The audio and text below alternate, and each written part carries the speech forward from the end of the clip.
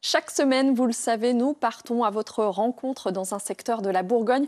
Ça se passe ici, pose ses valises cette semaine à Auxerre, dans l'Yonne, une ville de 34 000 habitants qui entend révolutionner la mobilité urbaine. Après les bus à hydrogène, les habitants peuvent désormais louer des vélos électriques. On en parle tout de suite avec Sébastien Quérou et nos équipes.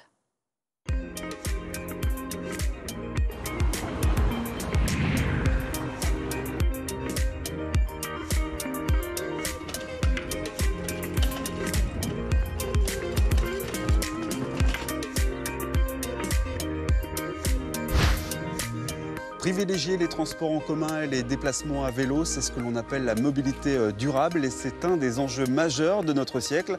Un enjeu écologique mais aussi économique et pratique pour les usagers. Et ici, dans l'agglomération d'Auxerre, les choses bougent depuis quelques années pour favoriser les transports moins polluants. Un des derniers services en date, c'est le service de location de vélos électriques. Alors comment ça marche et surtout à quel prix? C'est ce que l'on va tenter de savoir.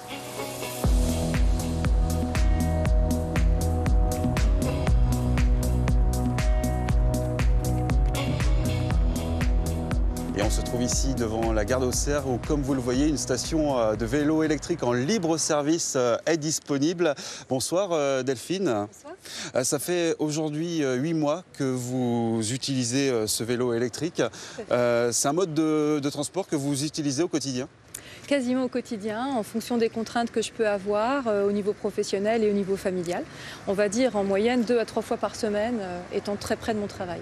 C'est une location à l'année, 30 € par mois je crois, c'est ça? C'est exactement ça. C'est plus intéressant que d'acheter son propre vélo électrique? Oui, surtout quand on a besoin de confirmer son choix, de vérifier qu'on est vraiment à l'aise sur un vélo électrique et de mesurer l'engagement financier que ça demande aussi. Et donc ce sont des vélos de bonne qualité? Oui, je trouve qu'il est assez robuste en fait. On voit qu'il est fait pour résister à une utilisation assez intensive. Et avec le recul, est-ce que vous diriez que ça répond à un réel besoin des habitants d'Auxerre?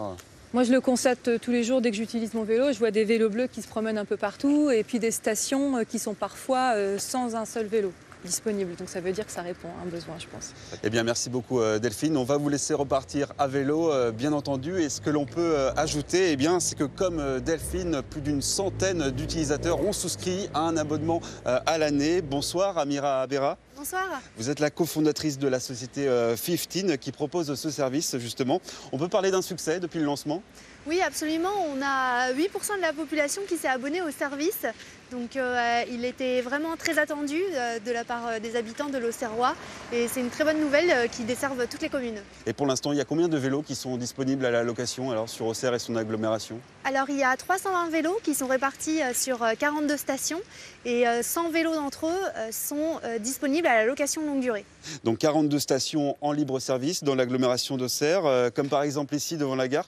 Comment ça fonctionne ce système? Alors c'est assez simple, il suffit de télécharger une application mobile et après s'être inscrit, on va pouvoir tout simplement déverrouiller le vélo avec son téléphone. On précise que les stations elles sont réparties un peu partout sur le territoire, autant ici à Auxerre en ville qu'en zone rurale. Ça fonctionne aussi bien en zone rurale justement? Alors elles sont même réparties partout sur le territoire parce qu'il y a au moins une station dans chacune des 29 communes. Alors évidemment il y a un usage plus important là où la densité des stations est plus importante, mais tous les habitants de l'Auxerrois sont impliqués dans le service et utilisent le service. Eh bien, merci beaucoup Amira Abera. Et pour ceux qui se trouvent en zone rurale, eh bien, sachez que l'agglomération d'Auxerre propose depuis très peu de temps une autre solution de mobilité. Ce sont les flexibus que vous voyez devant moi. Ce sont des bus qui réalisent des navettes tous les jours. Une de nos équipes avait d'ailleurs assisté à l'un des tout premiers voyages. C'était en janvier dernier. Regardez. Il sillonne l'Auxerrois depuis le 1er janvier. Voici le minibus, un nouveau service de transport à la demande. À 75 ans et sans permis, André Gauthier n'a pas attendu pour y faire appel.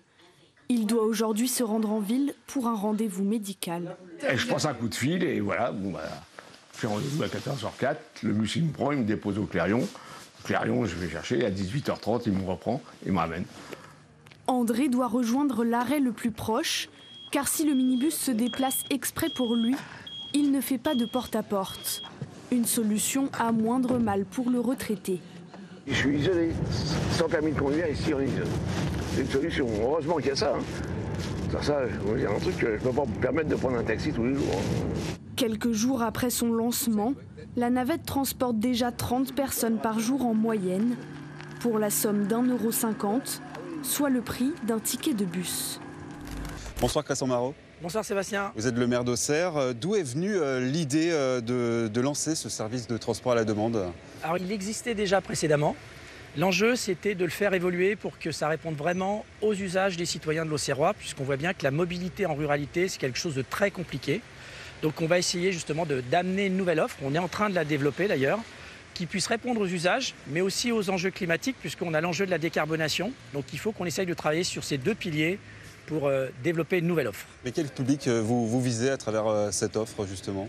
Alors ça va être différents types de publics. Les actifs, parce qu'on voit bien que dans la ruralité, il y a un vrai sujet de mobilité, donc pour les actifs. Et puis également les personnes âgées, puisqu'il y a ce phénomène d'isolement. Donc il faut qu'on sache répondre également aux besoins des personnes âgées. En tout cas, pour l'instant, ça fonctionne bien, ce service? On est plutôt satisfait, puisque l'exploitant commence à nous donner des premiers éléments. C'est quelque chose qui s'est lancé tout récemment, début janvier. Donc on a déjà plus de 450 abonnés, c'est 126 ou 125 usagers récurrents. On a à peu près 1300 courses déjà de réalisées depuis le début de l'année. Donc on est plutôt confiant. C'est quelque chose qui est en train de monter en puissance. Et je crois que les gens ont bien compris qu'il y avait une nouvelle offre et de vraies opportunités en termes de mobilité. Depuis plus de 2 ans maintenant, l'agglomération d'Auxerre a l'air d'accorder beaucoup d'importance justement à ces questions de mobilité et de mobilité durable. On a vu précédemment le bus à hydrogène, les vélos électriques, le transport à la demande. Quelles sont les prochaines étapes? Le train, évidemment. Donc on a la chance d'avoir une station de production d'hydrogène. La SNCF a lancé un appel d'offres. Donc notre exploitant Aynamix a été retenu. Donc pour 2026, je pense qu'on aura les premières rames à hydrogène Bourgogne-Franche-Comté qui viendront s'avitailler à Auxerre, au pied de la gare. Je voudrais quand même rappeler, vous parlez beaucoup du développement de la mobilité douce. 1/3 des gaz à effet de serre sont liés à la mobilité, donc il y a un enjeu important. Donc il faut que nous, collectivités, on soit capables d'amener une nouvelle offre qui permette de répondre à ces enjeux de réduction des gaz à effet de serre. Eh bien, merci beaucoup Cresson Marot. Et en ce qui concerne le transport à la demande, on précise que le ticket à l'unité coûte seulement 1,50 € et l'abonnement 30 € par mois. Et pour plus d'informations, eh bien, vous pouvez vous rendre sur le site auxerre-aime-le-bus.com ou pour le vélo, auxerre-aime-le-vélo.com. Merci beaucoup Sébastien et nous vous retrouverons demain pour évoquer cette initiative des pompiers de Lyon, la formation des chiens de secours.